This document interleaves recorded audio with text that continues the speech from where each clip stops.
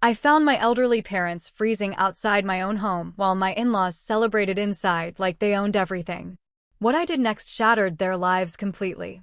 I still can't believe what I saw that night.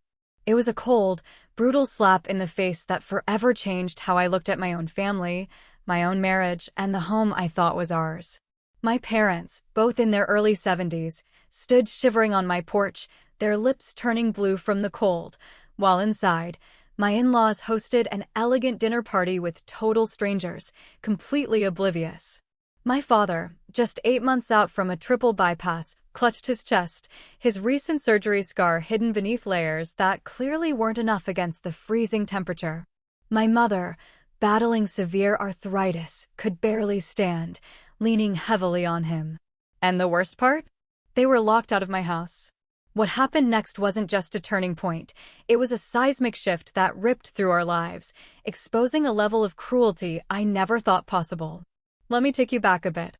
My name is Peggy, and I'm 35. Growing up, my parents gave me everything they possibly could, even though we didn't have much. My dad worked 2 jobs for 20 years straight. His hands were always rough from labor, but they were the gentlest when he held mine. My mom stretched every single dollar, performing miracles at our dinner table, making sure I never felt the sting of our financial limits. When I got into college with a partial scholarship, they emptied their tiny savings account without a second thought. For 4 years, they never once complained about the sacrifices they made. Never. Then, life started throwing them curveballs. My dad developed heart problems in his 60s, leading to a triple bypass surgery just 8 months before that night. His recovery had been slow, fragile, requiring daily medication and careful monitoring. My mom's severe rheumatoid arthritis had just gotten worse and worse over the last decade, making simple things like opening a door or holding a cup incredibly painful. But despite all of this, they held on to their independence, living in the same small ranch house where I grew up, just 15 minutes from my new home. Our family traditions were sacred.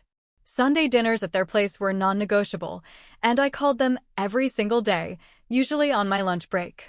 They absolutely beamed with pride at my career achievements, framing my very first business card and sticking it right on their refrigerator. When I landed my first big promotion, my dad actually cried with joy. He told me I had exceeded all his wildest dreams for me. 7 years ago, I met Robert at an industry conference. He worked for a competing agency, but he completely charmed me during a panel discussion. His confidence and ambition mirrored my own, and we instantly connected over our shared passion for creative marketing. After exchanging cards, coffee turned into dinner, then a whirlwind romance. We were married within a year. Looking back now, our wedding ceremony was full of bright red flags I chose to completely ignore. Our early marriage felt idyllic. We supported each other's careers, celebrated every little win, and bought a small starter condo that we spent weekends painting and furnishing. Robert would even make breakfast on Sunday mornings before we headed to my parents' house for dinner. In those first few years, he genuinely seemed to love my parents, always bringing my dad his special coffee and helping my mom with repairs around the house. The first cracks, though, were so subtle, so easy to dismiss. Little things like how Robert would always take calls from his parents, always, no matter what we were doing. Or how their opinions seemed to outweigh everyone else's, including mine. I just brushed it off. My first encounters with Nancy and Walter, Robert's parents, should have sent alarm bells ringing like crazy. They arrived at our engagement party in matching designer outfits, practically surveying my parents' modest home with barely concealed disdain. Nancy made a passive-aggressive comment about how charming it was to see simple living in this day and age. Walter, not to be outdone, asked my dad about his investment portfolio, actually scoffing when Dad mentioned his pension plan. During wedding planning, they insisted on controlling every aspect, questioning every decision I made about flowers, the venue, and even the food. "You clearly haven't been to many proper weddings, dear," Nancy told me with a condescending pat on the hand when I picked wildflowers for my bouquet. "Let me handle this so you don't embarrass Robert." Robert, of course, minimized their behavior, calling his mother particular and assuring me their intentions were good. They just want the best for us, he'd say after particularly cutting remarks. They come from a different world. And like an idiot, I believed him. I wanted to believe that they would warm up to me and my family over time. My career trajectory took off faster than Robert's, though I was always careful never to rub it in. After 5 years of hard work, I landed a major pharmaceutical client that transformed our agency's entire portfolio. My innovative campaign strategy earned me a significant promotion and a substantial performance bonus. When I called Robert with the news, his congratulations sounded genuine. But when I arrived home with champagne, I found him sullen, his mood completely deflated. "Great work," he said, barely touching his glass. "I guess I need to step up my game to keep up with you." I suggested using my bonus as a down payment on a house, something we'd talked about theoretically but never seriously pursued. The idea seemed to revive Robert's mood, and he immediately called his parents to share the news. That weekend, Walter showed up with printouts of neighborhoods he deemed acceptable, all of them way above our planned budget. When I mentioned more affordable options, Nancy patted my hand condescendingly. "This is why generational wealth matters, dear. You think small, because that is what you know." Despite their constant interference, we found a perfect Tudor-style home in a prestigious neighborhood. It stretched our budget, but with my bonus, it was feasible. I contributed 70% of the down payment, a fact Robert asked me not to mention to his parents. "They just assume I'm doing well enough to handle this," he explained. Why disappoint them? That house, that beautiful house, represented everything I had worked for my whole life. 3 bedrooms for the family we planned to start, a home office for late-night work, and most importantly, a first-floor guest suite. It would be absolutely perfect for my parents as they aged and potentially needed to stay with us. Robert seemed less enthusiastic about that specific feature, but agreed it was practical. During their first visit to the new house, my in-laws arrived with a decorator in tow. This woman walked through each room, taking notes without asking our permission. Nancy pointed out every single flaw, from the outdated kitchen, which had actually been renovated just 5 years prior, to the cramped master bedroom, which was twice the size of our condo bedroom. "Oh, we'll fix all this," she assured Robert. "Not me. Your father knows people who can transform this place." It was sickening. As our housewarming party approached, I spent weeks planning a warm, intimate gathering to celebrate this huge milestone. I carefully selected food my dad could eat with his dietary restrictions and arranged seating to accommodate my mom's need to elevate her legs periodically. The guest list included our closest friends, colleagues who had supported my career, and, of course, both sets of parents. When I asked Robert for details about his parents' guests, he vaguely mentioned some couples they socialize with and assured me it would only be 4 or 5 additional people. I compromised, wanting harmony more than control, but a growing uneasiness gnawed at my stomach as the day approached. The morning of our housewarming dawned bright and crisp, with that perfect fall chill that makes gathering indoors feel so cozy and right. I woke early, excitement bubbling as I prepared to showcase our new home. Robert, however, seemed completely distracted during breakfast, checking his phone repeatedly and giving me one-word answers to my questions about picking up the catering order. "My parents texted," he finally said as I loaded the dishwasher. "They're running early and might get here before the official start time." The party was scheduled for 6 p.m., giving my parents time to rest after their afternoon medications and still get home at a reasonable hour. It was currently only 10 a.m. "How early are we talking?" I asked, trying to keep my tone light. "Maybe around 3 o'clock. They want to help set up." I bit back my initial response, reminding myself that help could be welcome with so much to do. I had planned to pick up my parents at 5:30, giving us time to get them comfortably settled before other guests arrived. "That should be fine," I replied, mentally adjusting my entire timeline. "Just remind them that my parents will need the accessibility accommodations we discussed." Robert nodded absently, already typing a response to another incoming message. At precisely 12:45 p.m., while I was arranging a vegetable platter, the doorbell rang. I opened the front door to find Nancy and Walter standing there, impeccably dressed in clothing far too formal for a casual housewarming. Behind them stood 6 other couples, all appearing equally overdressed, holding wrapped gifts and bottles of wine. "Surprise!" Nancy exclaimed, stepping past me without waiting for an invitation. "We thought we'd make a day of it." Everyone was so excited to see Robert's new home. I stood frozen as this parade of strangers filed into my house. Nancy made introductions I immediately forgot as I desperately searched the group for Robert.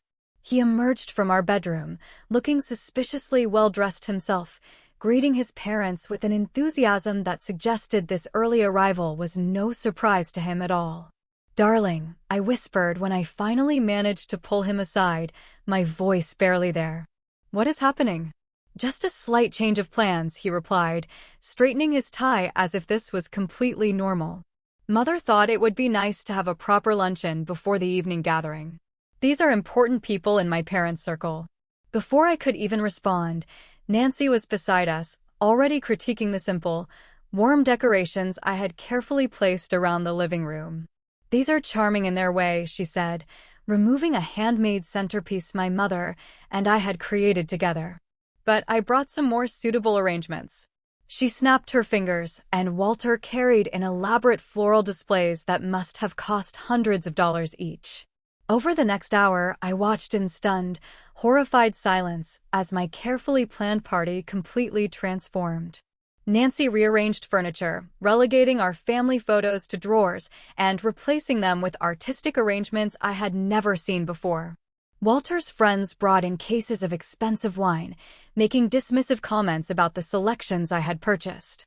"Robert mentioned you were still developing your palate," one man commented, placing my wine bottles out of sight below the bar cart. The true shock came when a catering van pulled into our driveway and 3 uniformed servers began unloading equipment I had never ordered.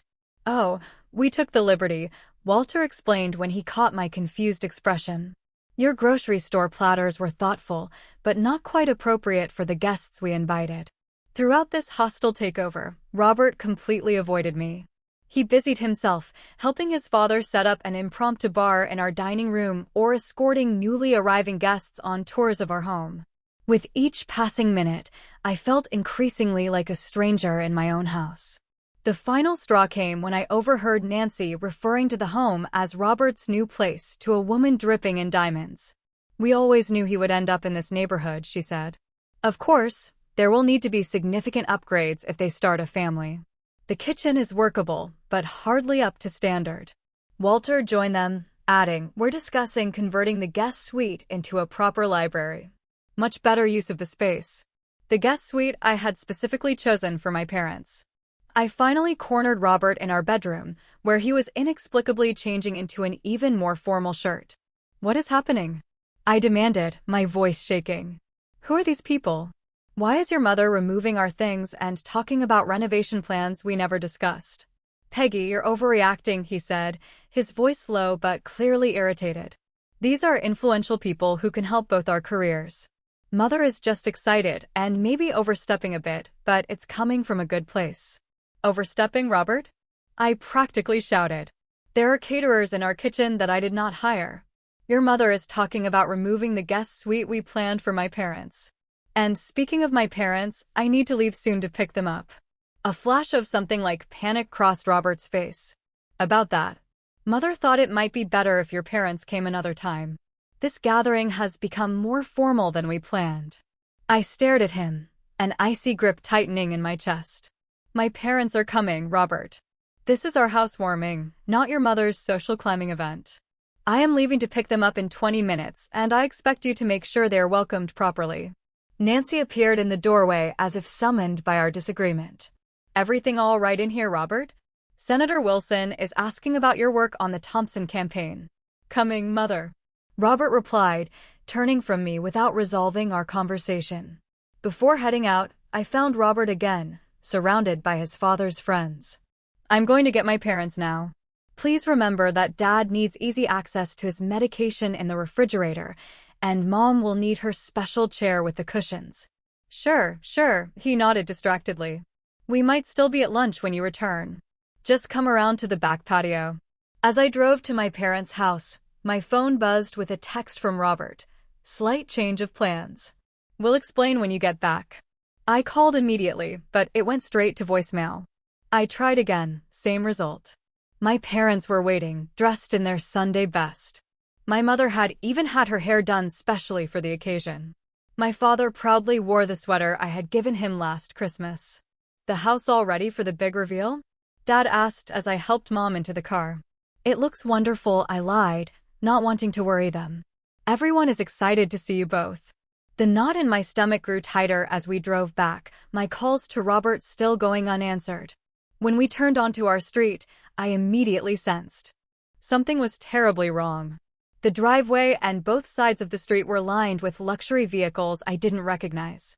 A young man in what appeared to be a valet uniform stood at the end of our driveway, looking confused as I pulled up. Sorry, ma'am. The driveway is full. Are you here for the Cunningham dinner? This is my house, I said, a chill running through me that had nothing to do with the dropping temperature. The valet looked embarrassed and stepped aside, allowing me to pull into the last remaining space near the garage. Music and laughter spilled from the house, far more than the dozen or so people I had left behind. My mother looked at me with confusion. My goodness, how many people did you invite, dear? Not this many, I admitted, helping her from the car while Dad slowly extracted himself from the passenger seat. We approached the front door, my father already breathing heavily from the short walk. The temperature had dropped significantly with the setting sun, and I noticed both my parents shivering slightly in their light jackets, appropriate for a quick transfer from car to house, but certainly not for extended time outdoors.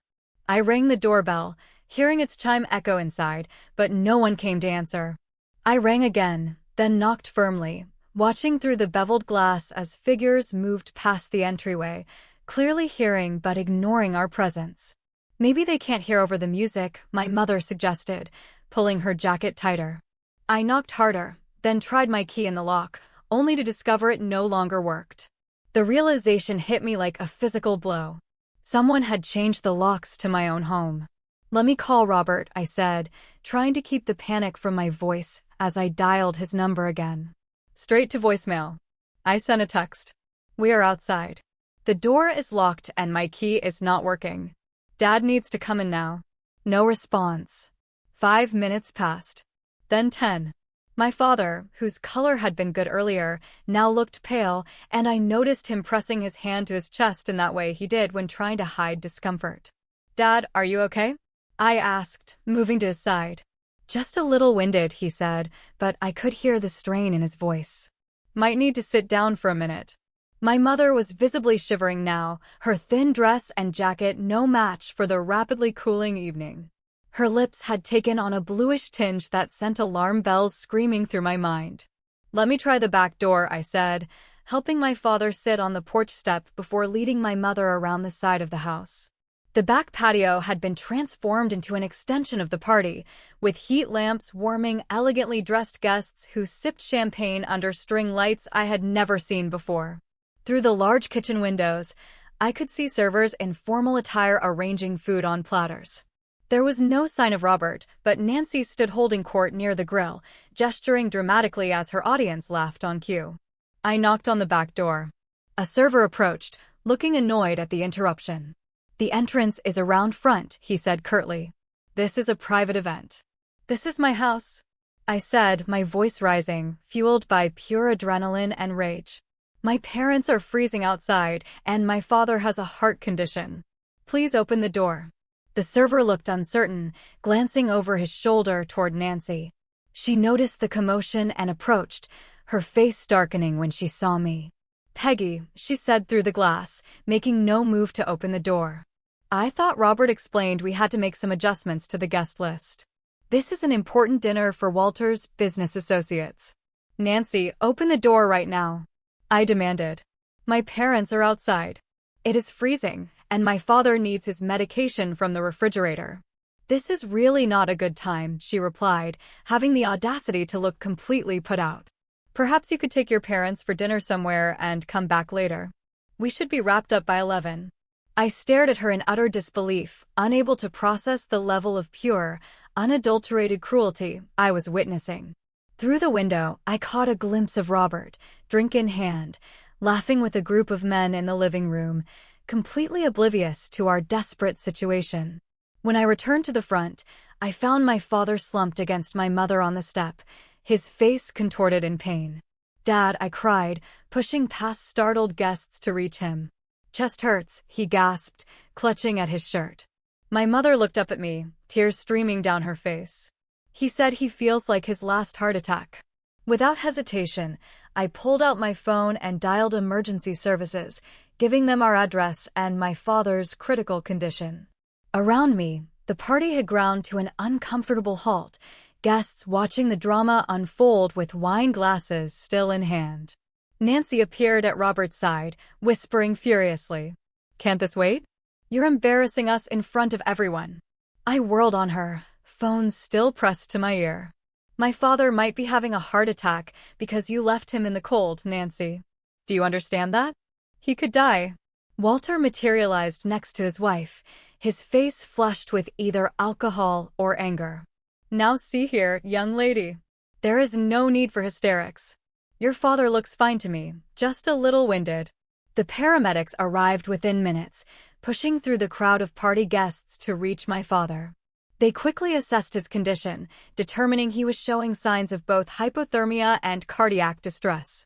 As they prepared to transport him to the hospital, I heard Walter complaining to Robert about the scene we were causing.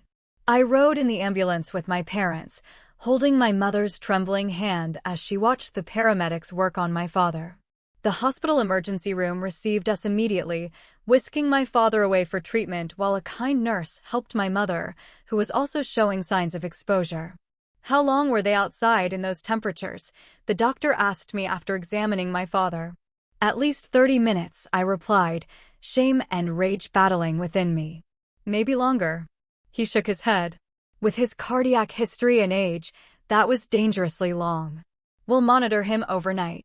His body temperature is still below normal, and I'm concerned about the strain on his heart." My mother was treated for mild hypothermia, given warm blankets and hot drinks until her shivering finally subsided. She refused to leave my father's side, so the staff brought a recliner into his room where she could rest comfortably. Around midnight, as I sat watching my parents finally sleeping peacefully, my phone rang. It was Robert. "Are you coming home soon?" he asked, as if inquiring about a delayed commute rather than a family emergency. "My father is being kept overnight for observation," I replied, keeping my voice low. "I'm staying with them. The party is winding down," he said. Your dramatic exit was quite the topic of conversation. "Dramatic exit?" I repeated, unable to believe what I was hearing. "Robert, my father could have had another heart attack. Do you understand that? Mother says he was clearly just cold and tired. You know how your parents exaggerate their health issues for attention." Something inside me snapped at that moment. A final thread of loyalty or love or whatever had been holding our marriage together just broke. "Robert," I said, my voice calm despite the storm raging inside me. "Do not be there when I get home tomorrow." "I mean it." "You're being irrational," he replied. "Mother and father went to a lot of trouble to arrange this dinner for my benefit, for our benefit.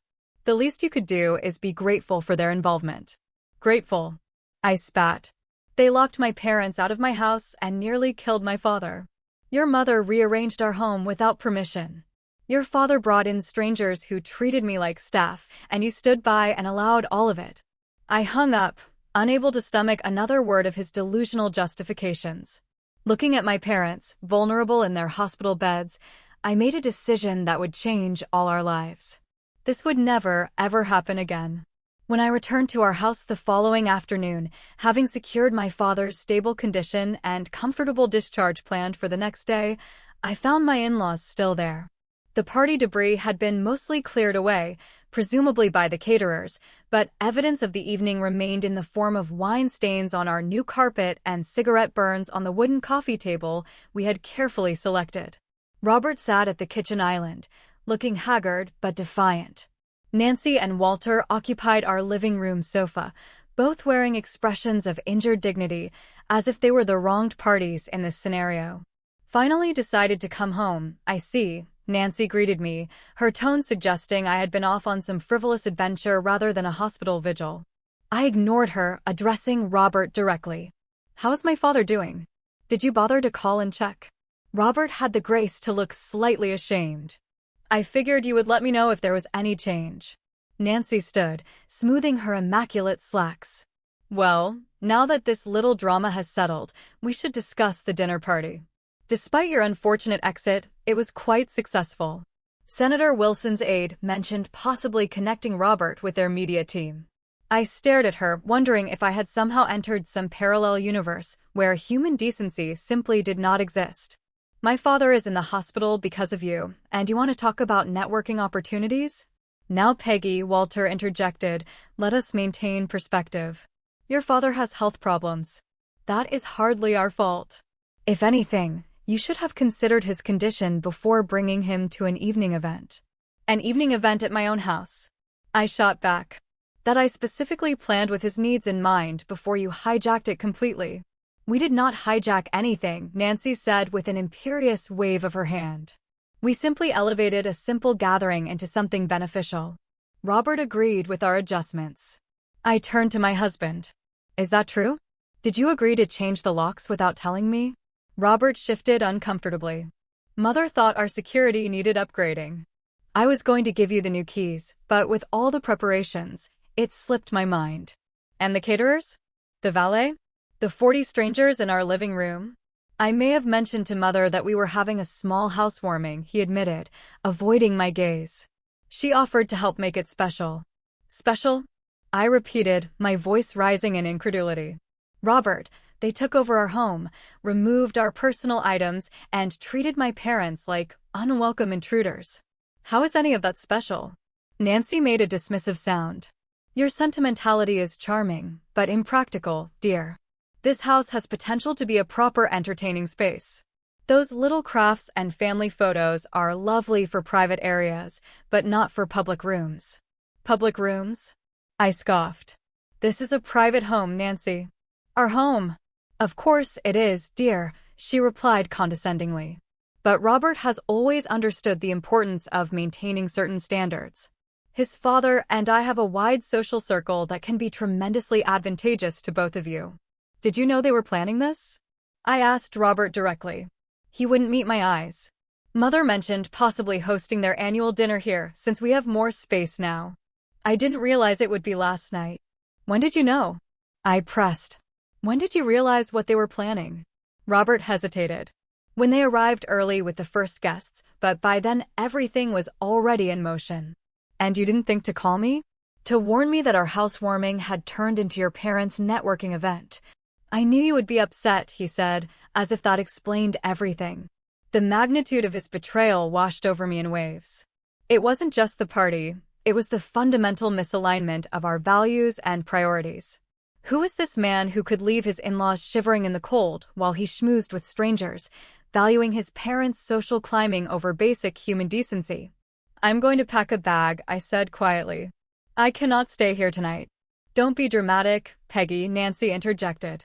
Every marriage has adjustments. Robert is simply balancing family obligations. Family obligations? I turned to her, no longer bothering to hide my contempt. Is that what you call endangering my father's life? Humiliating my mother? Taking over our home without permission? We did you a favor, Walter said, his voice hard. This house was clearly beyond your experience level. Robert mentioned how you insisted on handling the decorating yourself, despite our offers to bring in professionals. As I headed upstairs to pack, I heard Nancy stage whisper to Robert. Perhaps this house was too ambitious for someone of her background. There's no shame in admitting one is out of their depth. I walked past them both without responding, my mind already shifting from emotional hurt to strategic planning. This was no longer about a ruined party or even a betrayal of trust. My parents had been put in actual physical danger, and the casual cruelty with which my in-laws dismissed this fact revealed a toxicity I could no longer ignore. At Vanessa's apartment that evening, I broke down completely, releasing tears I had held back for my parents' sake. Between sobs, I explained the surreal sequence of events, watching her expressions shift from confusion to horror. They changed your locks, she repeated, incredulous. Without telling you? And left your parents outside. They act like I'm overreacting, I said, accepting the tissue she offered. Like it was a simple miscommunication rather than deliberate exclusion. Vanessa, an attorney specializing in family law, immediately shifted into professional mode. Peggy, this is not just wrong, it is potentially illegal. You paid for 70% of that house. They cannot lock you out or make modifications without your consent. The next day brought another layer of sickening betrayal. Checking our joint accounts online, I discovered Robert had withdrawn a significant sum, nearly $40,000, 3 days before the party, without any discussion or notification. A call to our bank confirmed the withdrawal had been made in person, with Robert citing home improvements as the purpose. The same day, I found an email in our shared cloud account for catering services costing $22,000, charged to our joint credit card and addressed to Walter, not Robert or me. My colleague Olivia, who had become a close friend, connected me with her brother's financial advisory firm. You need to protect yourself, she insisted. If they'll do this, who knows what else they might try. The financial advisor confirmed my fears. Robert's withdrawal had cleared out most of our liquid savings. The good news, he noted, was that my name was primary on the mortgage since I provided the majority of the down payment. That gives you certain rights, regardless of what happens next. Over the next few days, as my father recovered, and I divided my time between the hospital and Vanessa's guest room, I discovered more damning evidence of my in-laws' plans. Robert's sister, with whom I had always maintained a cordial if distant relationship, called unexpectedly. I heard about what happened, she said, sounding genuinely concerned. I'm so sorry. They did the same thing to my husband and me 3 years ago. She explained that Nancy and Walter had a clear pattern of inserting themselves into their children's homes and relationships, typically after major purchases or life events. In her case, they had moved in temporarily after the birth of her first child and stayed for 8 months, gradually taking over every aspect of their household. They convinced James that I was too overwhelmed to make decisions, she said, referring to her husband. By the time they left, James and I were barely speaking, and I had no say in my own home. That conversation crystallized something I had sensed, but not fully articulated. This was not a one-time boundary violation, it was the beginning of a systematic takeover. The guest suite renovations Nancy had mentioned were not idle talk, but an actual plan, likely to create space for extended stays or even partial residency in our home. With this realization, my hurt began transitioning to something far more productive, righteous anger and cold, hard determination. This was no longer just about saving my marriage, which honestly might be beyond repair. This was about protecting my parents, my assets, and my future from people who had demonstrated they had no respect for my boundaries or my well-being. After a week of strategic planning with Vanessa and intensive consultations with both financial and legal advisors, I was ready to reclaim what was mine. I chose a Tuesday morning when I knew Robert would be at work, arranging for a locksmith to meet me at the house with a police escort, something Vanessa had wisely suggested given the existing lock-changing situation. I am the primary owner, I explained to the sympathetic officer who accompanied me. My in-laws changed the locks without my knowledge or consent while I was not home. The locksmith made quick work of changing every lock and security code in the house. Inside, I discovered even more evidence that confirmed my worst suspicions. The guest room closet contained garment bags with Nancy's clothing, and the bathroom counter displayed her expensive skincare products, neatly arranged as if she planned an extended stay. More disturbing was what I found in Robert's home office, a folder labeled House Modifications that contained quotes from contractors for major renovations, including completely repurposing the guest suite into a library divided by a sitting room, and plans to convert our home office into another guest room, presumably for visitors of their choosing. Most shocking of all was a partially completed change of address form for Walter and Nancy, listing our home as their new residence. According to dates on various documents, these plans had been in motion since shortly after we closed on the house, without a single word to me. It was an outright hostile takeover. With the locks secured and evidence thoroughly documented, I arranged a meeting with Robert, Nancy, and Walter at my attorney's office, neutral territory where emotions could be contained within professional boundaries. This is completely unnecessary. Walter blustered as they arrived, clearly uncomfortable in this setting. Family matters should be handled privately. I agree, my attorney replied smoothly. Unfortunately, when locks are changed without consent and significant sums are withdrawn without discussion, we move beyond family disagreement into potential legal territory. I had prepared a clear, factual presentation of what had occurred, from the takeover of our housewarming to the hospital bills for my father's care. As I spoke, Robert's expression shifted from defensive to uncertain, while his parents remained stone-faced. The $40,000 Robert withdrew has been partially accounted for through payments to caterers and event staff, I concluded. The remaining funds must be returned to our joint account within 48 hours, or we will proceed with formal legal action. This is absurd. Nancy interrupted, her voice shrill.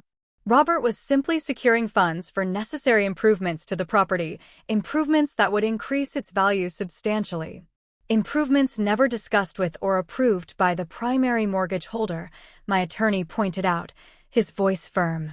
And as for the events of that evening, we have medical documentation of the harm caused to Peggy's father, which could potentially constitute a case for elder endangerment.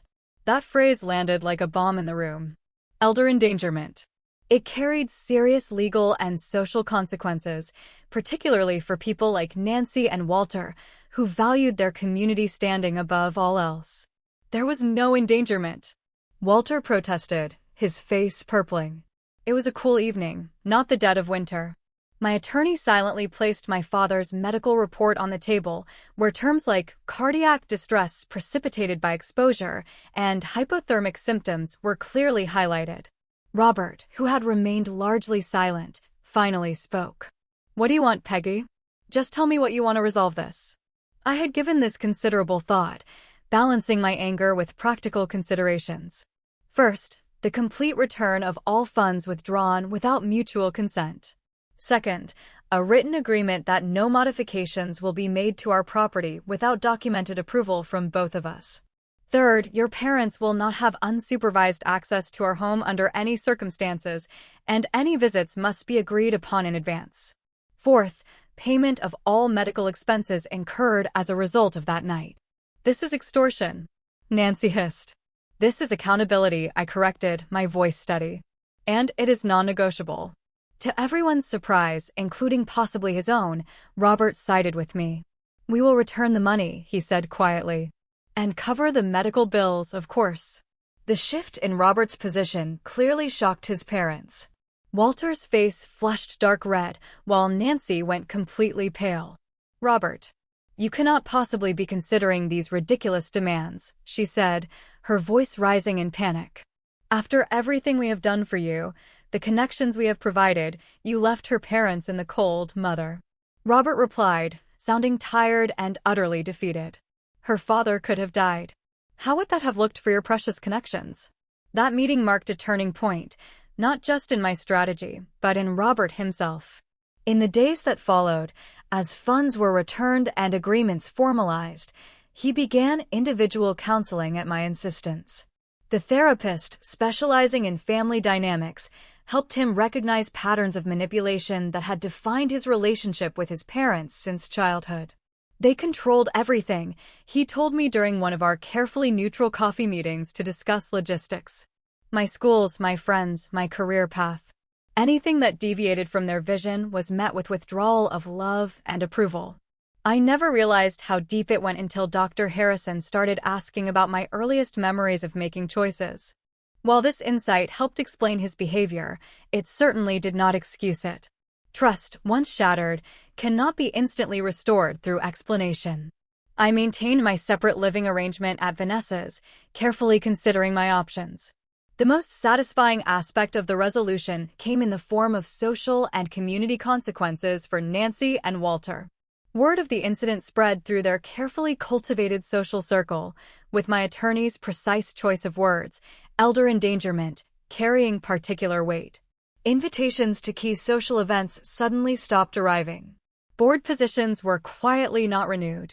The currency they valued most, social standing, experienced significant inflation. Robert's sister reached out again, this time with other siblings on the call, all sharing similar stories of boundary violations and manipulation. For perhaps the first time, they spoke openly about patterns they had individually experienced, but never collectively acknowledged. This family therapy of sorts seemed to strengthen Robert's resolve to establish healthier relationships with his parents. As for our marriage, it hung in a delicate balance. The core breach of trust when Robert chose his parents' wishes over my well-being, and worse, over my parents' safety, had created a chasm not easily bridged. Yet his willingness to acknowledge the wrongdoing and take concrete steps toward change left the door open, if just barely, to potential reconciliation. "I understand if you want to divorce me," he said during a particularly honest conversation. "What happened is unforgivable, but I want you to know I am committed to changing, whether we stay together or not. I never want to be that person again." I had separation papers prepared but not filed, a contingency plan, rather than an immediate intention. As Robert continued therapy and maintained appropriate boundaries with his parents, I allowed myself to consider the possibility of rebuilding rather than discarding our relationship entirely. Trust takes time, my own therapist reminded me. And it's okay to protect yourself while you evaluate whether that trust can ever be fully restored. 6 months after that fateful night, our lives had found a new pattern. My father's health had stabilized, his cardiac function returning to baseline with proper medication and care. My mother's arthritis remained challenging but manageable, and the emotional trauma of that night had faded, though not disappeared entirely. Our house, truly my sanctuary now, had been reclaimed room by room. The guest suite remained intact, ready for my parents' visits, which occurred regularly but always with advanced planning and clear expectations. The formal, stifling decorations Nancy had installed were donated or returned, replaced by items that reflected my taste and our actual lifestyle. My career continued to flourish, with the perspective gained through personal crisis oddly enhancing my professional judgment. Priorities became clearer, and I found myself better able to distinguish between truly important matters and mere urgencies. My team noticed and responded positively to this evolved leadership style. The relationship with my parents deepened through our shared trauma and recovery. Sunday dinners resumed, now alternating between their home and mine, creating new, joyful memories to overlay the painful ones. My father, never one for deep emotional discussions, found ways to express his feelings through small, quiet gestures, like bringing me coffee prepared exactly how I liked it or sending me articles he thought might interest me. "We never doubted you would make things right," my mother told me during one quiet moment. Even that night, as scared as we were, we knew our daughter would fix it. Their faith in me became a source of strength I drew upon during the more difficult days of rebuilding my life. Their wisdom about forgiveness without forgetting, about setting boundaries while keeping your heart open, guided me as I navigated the complex aftermath. As for Robert, our relationship underwent its own transformation. After 3 months of separation, during which he maintained his commitment to therapy and establishing appropriate boundaries with his parents, we began the tentative process of reconciliation. This was not the automatic resumption of our previous marriage, but the careful construction of something new and, hopefully, stronger. "I've never stood up to them before," he admitted during one of our counseling sessions. "Not really. I thought I was keeping peace, finding compromises, but I was actually just avoiding conflict at all costs, including the cost of your trust and your parents' safety." The journey was neither smooth nor guaranteed. We established a detailed relationship agreement with clear expectations and boundaries, particularly regarding his parents. Nancy and Walter were permitted limited, supervised contact, only with immediate consequences for any boundary violations. The first such visit was awkward and tense, but necessary to establish that the old dynamics would simply not be tolerated. "Your home is lovely, dear," Nancy said with obvious effort, the compliment foreign on her lips. "Thank you," I replied, simply, neither seeking nor expecting more. They had been required, as part of our agreement, to provide financial restitution for all medical expenses related to that night. This tangible acknowledgement of harm done was non-negotiable from my perspective, regardless of any emotional reconciliation that might or might not occur. The entire experience transformed me in ways I never anticipated. I discovered reserves of strength I had not known I possessed and learned that standing firm was not the same as being rigid. Setting boundaries was not an act of vengeance, but of self-preservation and protection for those I loved most. At work, I found myself in a natural mentorship role, particularly for younger women navigating complex professional relationships. Without sharing all the personal details, I was able to offer guidance on recognizing manipulation, setting appropriate boundaries, and advocating effectively for oneself. "You seem different," my colleague Jordan observed after a particularly challenging client meeting where I had maintained my position despite significant pressure. "More certain, somehow." "I learned that protecting what matters is not selfish," I replied. "It is necessary." Creating a new normal took time and intentional effort. Our home gradually became a true reflection of our values rather than a showcase or battleground. Supportive friendships, like those with Vanessa and Olivia, deepened through the crisis. While more superficial relationships naturally fell away, I found a healthier balance between career ambition and personal well-being, no longer measuring success solely through professional achievements. The perspective gained through nearly losing my father made crystal clear what truly mattered in life. The most profound lesson was understanding that family is defined by respect and care, not merely by blood or legal ties. The people who truly deserve a place in your life are those who honor your boundaries and value your well-being. Sometimes those people are relatives, and sometimes they are friends who become family by choice. Standing up for yourself and your loved ones is not an act of revenge, but of necessary self-preservation. The boundaries we create protect love rather than diminish it, creating safe spaces where genuine relationships can flourish without manipulation or fear. When crisis strikes, it reveals the true character and priorities of everyone involved. This painful clarity, while initially devastating, ultimately provides the information needed to build a life aligned with authentic values rather than external expectations. Looking forward, I focus on creating a future built on genuine respect and mutual care. The journey has been difficult but necessary, and I carry forward not bitterness, but wisdom, not anger, but discernment about who deserves a place in my inner circle. Have you ever had to stand up to family members who crossed your boundaries? What did you learn from the experience? I would love to hear your stories in the comments below. If this resonated with you, please like and subscribe to my channel for more real-life experiences and lessons learned. And remember, sharing these stories helps others recognize and address similar situations in their own lives. Thank you for being here with me through this journey. Stay strong, set healthy boundaries, and protect what truly matters.